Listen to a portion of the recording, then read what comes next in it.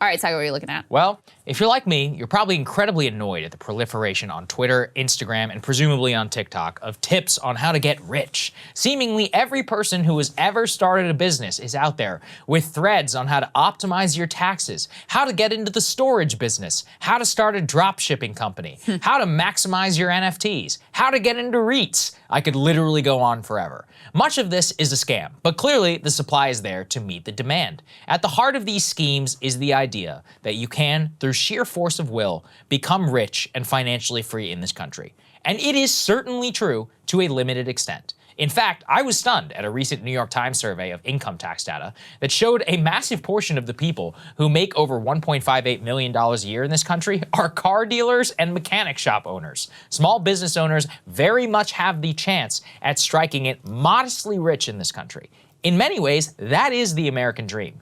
But to really strike it rich, to really become a whale, generational wealth, an entirely different skill set is now required. And unfortunately, it has almost nothing to do with actually creating value for anyone in America. I couldn't help but be struck in watching everything go down at Silicon Valley Bank. We have executives at this bank who cashed out millions of dollars in their own stock before the collapse. They gave themselves bonuses hours before the feds took it over, and they were insolvent. It hit me that these thread posters, they've got it all wrong. The way to really become rich in America is apparently start a regional bank, make dumb bets and gambles, run your business badly, pay yourself a bonus, then have the government backstop your customer deposits while you laugh all the way to Aspen. Really consider the precedent that we have set, which we expounded on yesterday.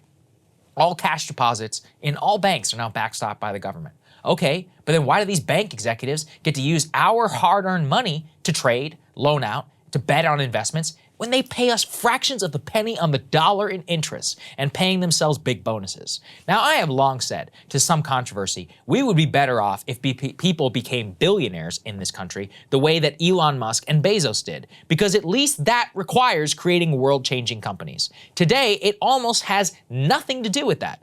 Consider the Forbes billionaire list and the newest additions that are US citizens. 50 as of April of 2022 were added to the list. What do you think the single most common occupation of these new additions was? To a T, almost every single one of them was in finance, including, and I'm not joking, who they shouted out, Gary Wang, vice president of FTX. I guess he's no longer on the list. But the rest of them, the most common occupation of these new billionaires was almost all the same. Some derivative of finance, private equity, fintech, investment banking, venture capital. Of the additions was Bill Gates' ex-wife after her divorce settlement. The rest were a sprinkling of genuine entrepreneurs and then some real estate guys who were effectively as big sharks as the financiers. In many ways, the industrialists like Musk and Bezos that we focus on having the biggest fortune, it misses the fact that the most common way today to become filthy rich is not to start anything. It's financial engineering, shorting stocks, buying companies, gutting them, offshoring, selling for parts, squeezing stock value, or in the case of the FTX guy, being a literal fraudster. And by the way, that was just the new billionaires list. A comprehensive review of the Forbes 400 list found that the most common occupation in developed nations for billionaires is finance. And if you lower the threshold down to mere multimillionaires, it remains just as common. Basically, above small business owners, the only real way to get really rich in this country is to get some way involved in the financial industry. If you compare this to other countries, we are the standout dramatically. Chinese billionaires and Indian billionaires, Russian billionaires, they are disproportionately concentrated in manufacturing, retail, textile, and industry. Now granted, many of them are oligarchs with connections to the state, but the point stands that their raw wealth is creation coming from hard assets. Ours is just games on a spreadsheet. Yes, I know I am simplifying this significantly. No, I am not saying these businesses have no place whatsoever in our economy. But do you really believe that it should be number one? Worse, seemingly our entire tax code is actually geared around protecting this very type of wealth. Once you have generated significant net worth, your effective tax rate drops dramatically. Even amongst billionaires, your ability to avoid income tax is on a graduated scale. No single group of American billionaires enjoys more benefits than those in finance, including but not limited to capital gains taxes, the carried interest loophole, and the ability to borrow against the value of stock to effectively have zero income.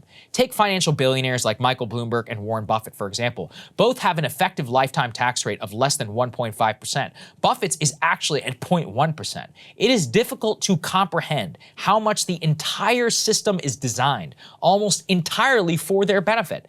Meanwhile, if you're one of those successful small businesses owners that I mentioned, even with all the depreciation in the world, you are likely paying one of the highest effective tax rates in the United States. Maybe it's just me, but that's ass backwards.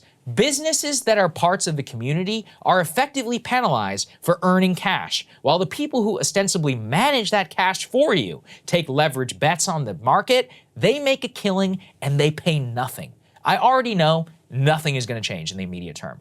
But it is important to keep this in your mind, what things really should look like, should the time ever come that we can ever actually do something about this. You know, this is a point, Crystal, I've always tried to make, and I just wanted to revisit it in the likes of... Hey guys, ready or not, 2024 is fully upon us now, and Saagar and I have been brainstorming ways that we can really up our game for this critical election. Yeah, we rely on our premium subs to expand our coverage, to add staff, to upgrade the studio. We just want to give you the best independent coverage of this election, which is possible. So if you can help us out, become a premium subscriber today, breakingpoints.com, or the link is down here in the description video. It really means the world to us, and if you like what we're all about, this is the best possible way to keep us 100% independent, working only for you.